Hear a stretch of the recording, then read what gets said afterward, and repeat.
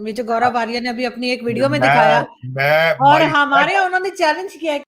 Major साहब को salute करूंगा जिन्होंने वो वीडियो बना के 22 करोड़ लोगों को कहा है ये देखो ये क्या नरेंद्र मोदी है, उन्हें काम करने दिया जा रहा है। जो वो करना चाह रहे हैं ठीक है, मुल्क की बेहतरी के लिए उन्हें पूरा मौका दिया जा रहा है उसके लिए। तो हमारी तरफ हमारे जो उनसे लीडर्स हैं कुछ वो करना नहीं चाहते, अगर करते हैं तो रुकावटें हैं, और सबसे बड़ी रुकावट हमारी आर्मी है। सॉरी टू से मुझे कहना पड़ रहा है कि किस तरीके से आपकी बुनियादें किन चीजों पर हैं और भारत की बुनियादें किस चीज पर। भारत तरक्कियों की मंजिलें किस तरह तय करता जा रहा है, आप पस्तियों में किस तरह जाते जा रहे हैं।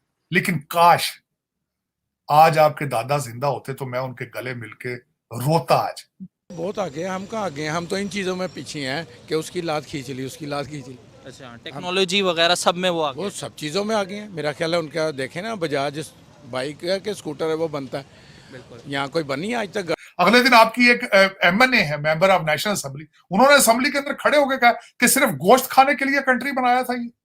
हमारे जो बुजुर्ग हैं वो अल्लामा इकबाल की बातों में ना आए होते तो आज लाहौर में भी जो डॉलर है वो 83 का होता। छोटा सा एक चुटकुला सुनाना चाहता हूँ, पता नहीं अब झूठ है या सच है किसी, लेकिन जो हकीकत है हमारे चंद एक जर्नैल जिन्होंने हमारी इसको एक हमारी तरक्की होनी थी उसमें एक बहुत बड़ी रुकावट बने हुए हैं। क्योंकि आप देखें कोई भी एक बड़ा मंसूबा किसी तरफ हम जाने लगते हैं तो उसमें एकदम रुकावट डलती है। पता यही लगता है कि इसके पीछे फ़लाँ जर्नैल है, फ़लाँ जर्नैल का बेनिफिट जुड़ा हुआ है। बस अल्लाह ताला हमें इससे बचाए। हमारे इस वीडियो को लाइक करिए, हमारे चैनल को सब्सक्राइब करिए, बेल आइकन दबाना बिल्कुल मत भूलिएगा। सर इंडिया में जो आर्मी चीफ्स होते हैं उनके आम से घर होते हैं। वो मेजर गौरव आर्या ने अभी अपनी एक वीडियो में दिखाया और हमारे उन्होंने चैलेंज किया है कि पाकिस्तानी यहाँ वालों के दिखा देगा। आरजू वो ट्वीट भी आपकी वायरल हुई थी जिसका उन्वान था शर्म हमको मगर नहीं आती। मैं ये समझता हूं वो आपकी ट्वीट पाकिस्तान के निसाब में होनी चाहिए, यूनिवर्सिटियों के। वो मेजर गुरवाया, मैं सलूट करता हूं उस मेजर साहब को सलूट करूंगा जिन्होंने वो वीडियो बना के 22 करोड़ लोगों को कहा है ये देखो ये क्या है। और वो मामूली वीडियो नहीं है, मैंने सेव कर लिया अपनी आर्काइव्स में उसको। देखें वो क्या, उन्होंने जनरल लक्ष्मण सिंह रावत का उन्होंने कहा, फिर उनका लड़का जनरल बिपिन सिंह रावत, एक फैमिली के 2 आर्मी जनरल। और गेट देखा था जिसको वो मेजर साहब खोल के अंदर गए, वो ड्राइंग रूम देखा था आपने। उसके बाद उसके ऊपर मेरी डिस्कशन हुई अमेरिका के अंदर। तो मैंने कहा जो कौमें होती हैं उनको लेगेसी अपनी की ख्वाहिश होती है, लोगों को करैक्टर की ख्वाहिश होती है, जो हमारे अंदर नहीं।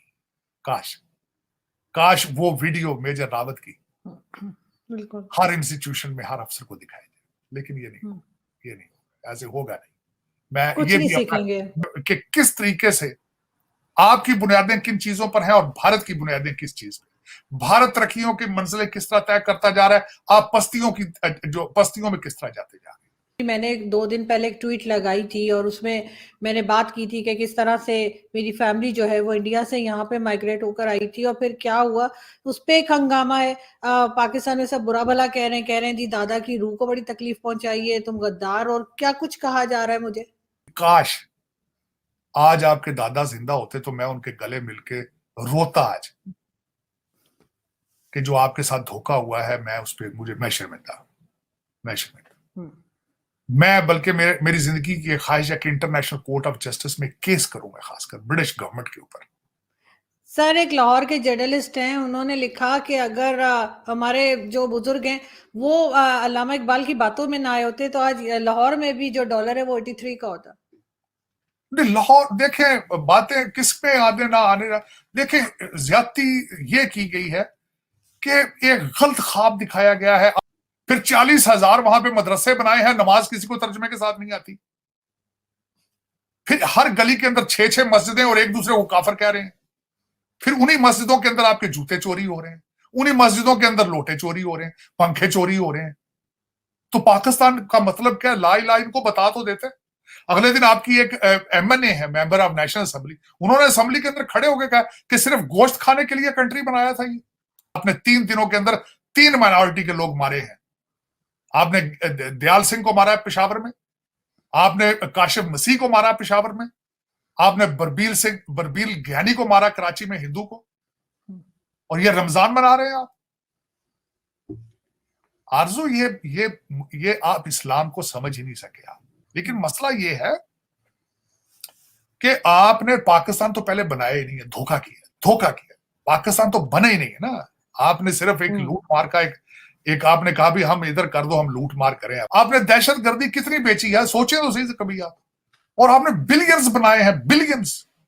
सारी दुनिया को बेवकूफ बनाया आपने, यूरोप को भी, अमेरिका को भी, मिडल ईस्ट को भी। जिहाद है, ये है, बड़ा बेचा आपने, बहुत बेचा। कि आपके बचने की मुझे उम्मीद कोई नहीं है। रोड मैप किसी के पास भी नहीं है इस वक्त, बिल्कुल ऐसे ही सर, किसी के पास कोई कुछ नहीं बता पा रहा जी। कुछ नहीं।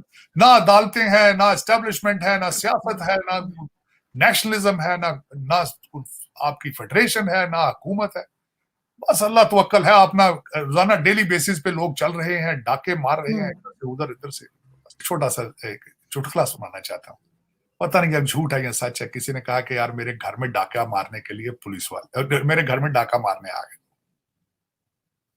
तो कहता है कि यार जब वो आए तो मैंने आगे से क्लाशनकोफ निकाल ली। तो कहता है वो भाग गए। कहते वो जो चोर भागे, थोड़ी देर बाद पुलिस आ गई। कहते जी आपके तो क्लाशनकोफ के तरह का लाइसेंस का है। उसने कहा जी मेरी क्लाशनकोफ जो है वो तो असली नहीं, वो तो जाली है, ऐसे खिलौना था, मैंने तो ऐसे डराया उनको। कहता वो चले गए, थोड़ी देर बाद वो डाकू फिर वापस आ गए। उन्होंने कहा तुम्हारी क्लाशनकोफ तो जाली है, पैसे निकालो। बिल्कुल ऐसा ही सर, यही कुछ हो रहा है। तो ये अगर पाकिस्तान के अंदर तो फिर ये स्टोरियां चल रही हैं। तो मैंने तो अक्सर आपको कहता हूं कि आरजू अगर मैं आपकी जगह हूं तो एक बॉक्स तैयार करके रखूं इमरजेंसी वाला, और जागर वागर। और मैंने आपको पहले भी कहा था बकरियां पाल लें, मुर्गियां पाल लें, और ईंधन का बंदोबस्त, रोशनियां का बंदोबस्त ये करके रखें। तो क्या पता किस वक्त क्या हालात आ जाए। पाकिस्तान की आज जो सिचुएशन है, पॉलिटिकल अनस्टेबिलिटी, इकोनॉमिक क्राइसिस और दुनिया भर की दूसरे जो मुसीबतें पाकिस्तान में है, वैसे तो उसके मल्टीपल रीज़न है, लेकिन जो प्राइमरी और मेजर रीज़न है वो है खुद पाकिस्तानी आर्मी।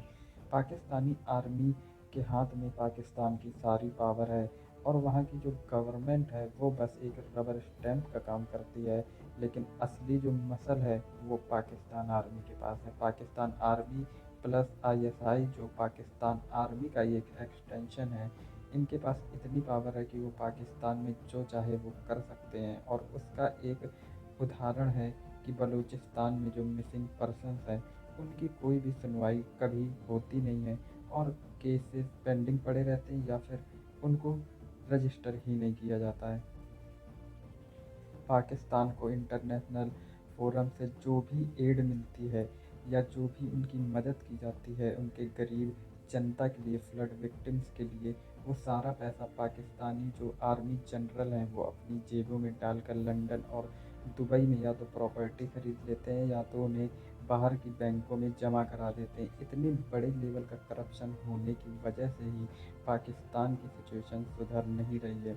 अब क्योंकि पाकिस्तानी आर्मी के पास इतनी ज़्यादा पावर है कि कोई भी पॉलिटिकल पार्टी उनको चैलेंज नहीं कर सकती, क्योंकि पॉलिटिकल पार्टी खुद पाकिस्तानी आर्मी के सपोर्ट से ही आगे आ पाती है। वहीं दूसरी तरफ जब इंडियन आर्मी की बात करी जाती है तो मन में बहुत ही अच्छी इमेज आती है कि एक इंडियन आर्मी मोरल आर्मी है, अपने देश की रक्षा करती है और पॉलिटिकल मामलों से बहुत ही ज़्यादा दूर रहती है। पाकिस्तानी आर्मी जनरलों की जो घर हैं और उनकी प्रॉपर्टी है, जब उनको मैच किया जाता है इंडियन आर्मी के काउंटर पार्ट से तो उसमें चीज़ एंड चौक का डिफरेंस रहता है। और इसी वजह से अब पाकिस्तान की जो आम पब्लिक है उनके सामने सच्चाई आने लगी है और इसीलिए पाकिस्तान में सिविल वॉर जैसी कंडीशन बनने लगी है। अब देखने वाली बात ये है कि पाकिस्तान इस क्राइसिस से बाहर निकलता है या फिर कोलैप्स होता है।